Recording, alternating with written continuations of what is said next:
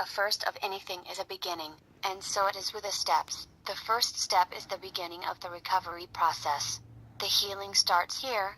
We can't go any further until we've worked this step. Some NA members feel their way through the first step by intuition. Others choose to work step 1 in a more systematic fashion. Our reasons for formally working step 1 will vary from member to member. It may be that we're new to recovery, and we've just fought and lost an exhausting battle with drugs.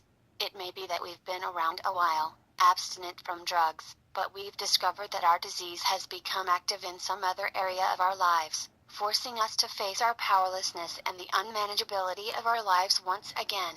Not every act of growth is motivated by pain. It may just be time to cycle through the steps again, thus beginning the next stage of our never-ending journey of recovery. Some of us find a measure of comfort in realizing that a disease, not a moral failing, has caused us to reach this bottom. Others don't really care what the cause has been, we just want out.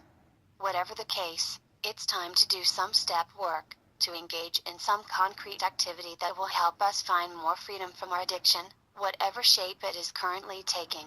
Our hope is to internalize the principles of step 1, to deepen our surrender, to make the principles of acceptance, humility, willingness, honesty, and open-mindedness a fundamental part of who we are.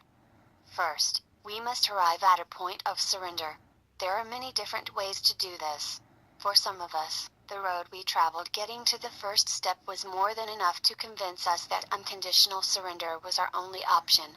Others of us start this process even though we're not entirely convinced that we're addicts or that we've really hit bottom. Only in working the first step do we truly come to realize that we are addicts, that we have hit bottom, and that we must surrender. Before we begin working the first step, we must become abstinent, whatever it takes.